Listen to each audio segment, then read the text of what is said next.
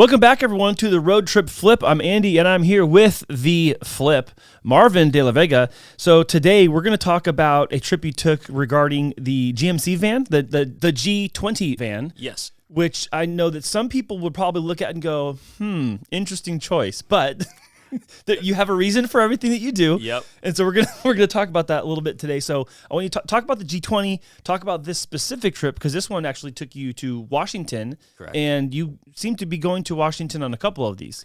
Yes, and I'm trying to get my routine down because there's so many components involved. So this one actually does go back to a couple years, November of 22. And I do have a constant there, my buddy Ross.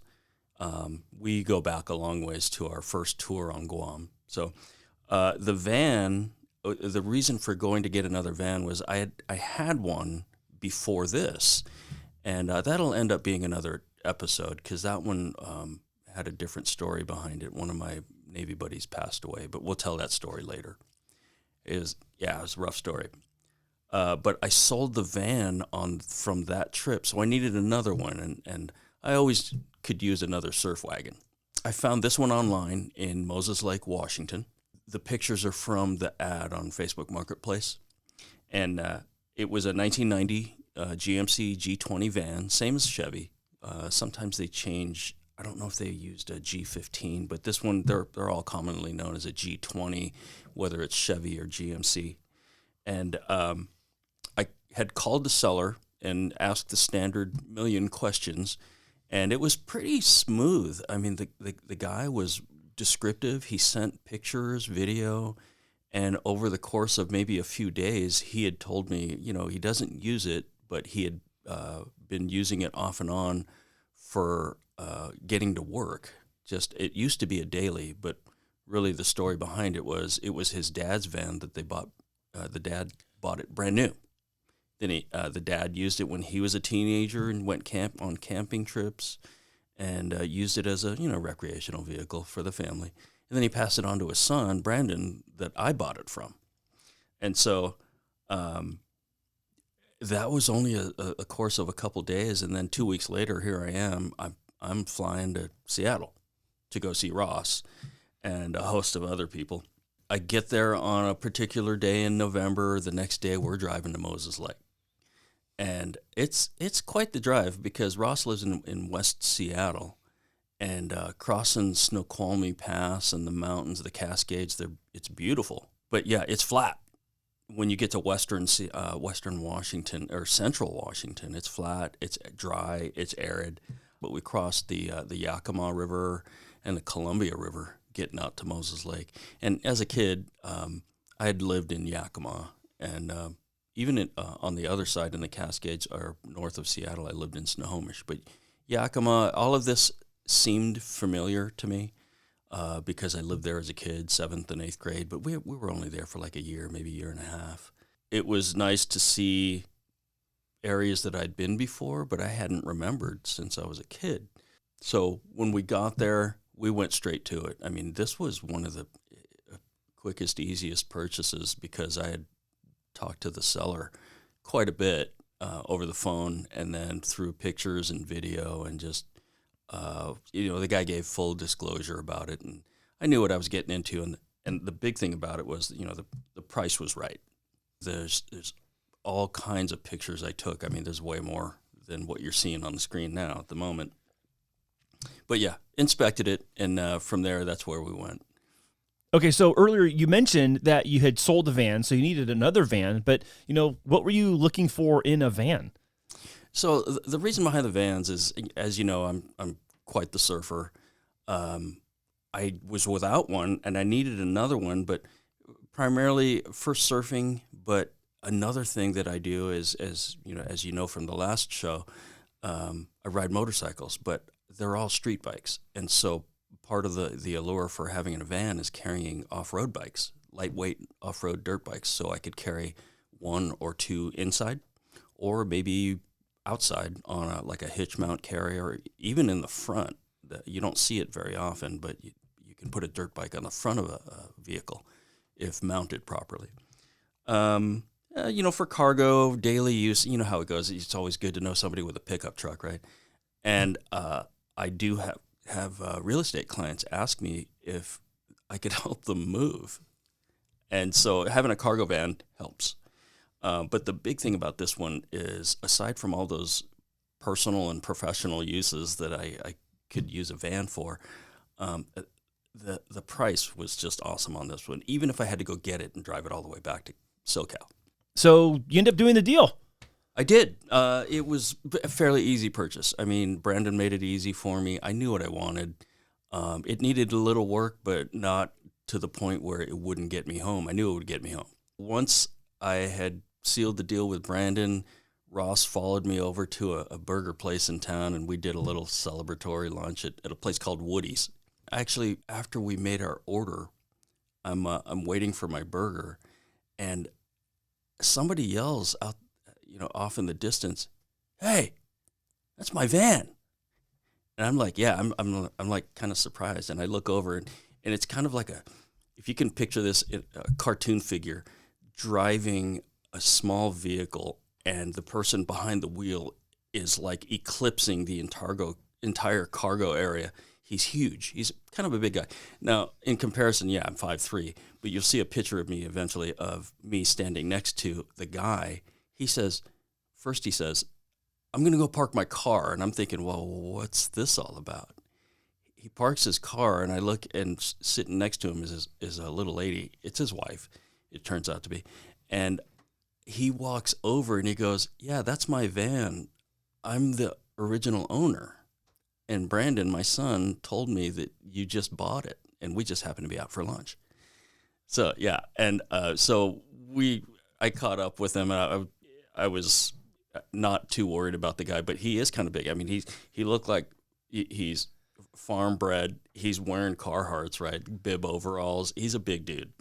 And we took the picture standing in front of the van. It was pretty fun. It was good to meet him. Had the burger and headed off to West Seattle after that. So I know this about you, as well as most of your friends and family. People were kind of close in your circle. But anyone who's new to the show or new to the channel or just new to meeting you, Marvin, the road trip flip, you know a lot of people. And you plan these trips also around seeing people, 1, 2, 3, sometimes 3 or 4 different people. So who did you visit on this particular road trip? So I knew I had a cousin, Dave Latrondo, in Seattle. And I hadn't seen him since I was a kid. But he kept in touch with the family over the years, and through social media, of course, we had reached out to one another, and I told him, "Hey, I might be coming up to Seattle. Are you free? I'd love to see you." And one thing led to another, and I'm at his house after buying the van. Man, it was good to see him, because he's on my mom's side of the family, and I'm not in touch with a whole lot of family on that side of the family. Like I said, it's great. You'll see the pictures. He's got the typical, we're Filipinos. We're standing in the dining room, and he's got the big wooden spoon and fork. Well, all that's missing was the Last Supper painting, right? So, yeah. And then from Dave's, we went back to Ross's place, and that's where you might have seen it in the last video. There was that little clip of us playing a Led Zeppelin tune, and I was calling us the Zed Leperman. And we weren't ever a band, and I hadn't, up until that point on this trip during the van, the Washington van, I hadn't touched a set of drumsticks and sat behind a drum set in 35 years. So what you're watching there, it's like, I'm learning how to walk and chew gum at the same time. If you look at me, I'm like all focused, right? So yeah, we did that. That took us pretty much half a day to film that one short clip. And then the next day I was on my way south, and I stopped off and visited Maggie and Frank Newell. We worked in real estate in San Diego, but she moved up to Olympia, Washington, and she had married a friend of mine's cousin. And actually the friend is Paul Newell, another mortgage lender. He's a loan officer. And so she married his first cousin. And so I went to see them in Olympia, and one more bit of, what do they call it, 6 degrees of separation from Marv. Maggie was the student in high school. As a high school student, she was in a drama class. The teacher was Ross's sister. Yeah, I know. We figured that out much later, after years. But I had worked with Maggie 15 years ago or so. Then after Maggie, I went to Happy Valley, Oregon, and visited another SoCal friend of mine that has a house up there, but he works in Southern California for a prominent pharmaceutical company. He's not just a sales rep, he's higher up than that. I don't even know the official title, but it's Carl Larson. And he's not really a drug dealer, but he's a drug dealer because he works for a pharmaceutical company. And I knew Carl from the 80s, and we used to body surf at a place in Newport Beach called The Wedge. And if you see those pictures, Carl is a much better body surfer than me. I got through it all just by the skin of my teeth. But we grew up together in the water. And it's funny because Fred Simpson, the inventor of Viper swim fins, the fins that we all used, Carl was so good, but we always poked fun at him. Fred called him the Baryshnikov of body surfing because it was good to poke fun at him that way. After I saw Carl in Happy Valley, Oregon, went to Crescent City and saw Mark and Carol Woodley. They were like family, and we were. He was the maintenance officer when I was one of his pilots, and I was flying Hueys in Lemoore. And I was the guy that broke the aircraft. He fixed it. So it was good to see Mark and his wife, Carol. They kind of adopted us when we lived there in Lemoore. Holidays, major holidays, I was always over at Mark's house. Good dude. So then from Crescent City, I met Richard Morgan in Merced, and then we jetted over to the coast for a surf. Richard Morgan was the Howley kid in Hawaii when I went to high school at Radford High School. And he was more local Hawaiian than I was. He spoke pidgin, he had a pidgin accent, and he had a blonde afro.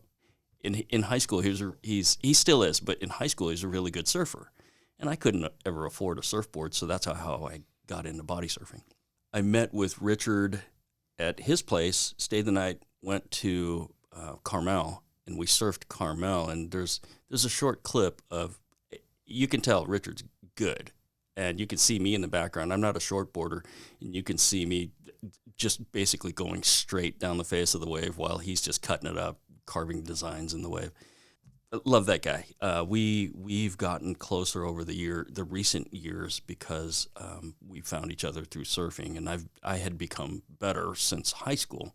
And so we've only surfed a few times, but we've stayed in touch again through social media. So at this point, you've seen a bunch of friends and people that you made time and effort to be with. And how did the rest of the trip go? And let's talk about like your plans for the van. What were your plans at that point? Yeah, so from Carmel all the way down, the trip was fairly uneventful. I mean, climbing the Grapevine was a challenge because it did need a tune-up. So I was with the cargo trucks slogging up the hill. Otherwise, uneventful, getting all the way home. The projects that I had planned for it were first, obviously, to get it to pass smog because it was complete and it was all original. California's strict with smog laws, so had to get it a tune-up, had to fix some leaks. Actually, I don't think I paid a whole lot to get it smog ready, but it was in the shop for a little while. And in the meantime, I had gone to like a junkyard and picked up a spare tire carrier so I could get the tire from out of the cargo area onto the back door and mount it externally so I could free up some space. And then I started picking up some woodworking tools, bought a chop saw, and I was going to make some benches for my son and I to go camping with. And, I went and bought cushions and made curtains. I had already learned to sew. My daughter taught me, actually. And I had made window shades for another van prior to this one, the one that I sold prior to this. Those were the major projects. I didn't want to go too detailed on it. It was just, like I said, benches, curtains, and then covering some cushions for it. Really, I held on to it for like 8 months or so, and I used it more than worked on it because it's always fun to have a camper van.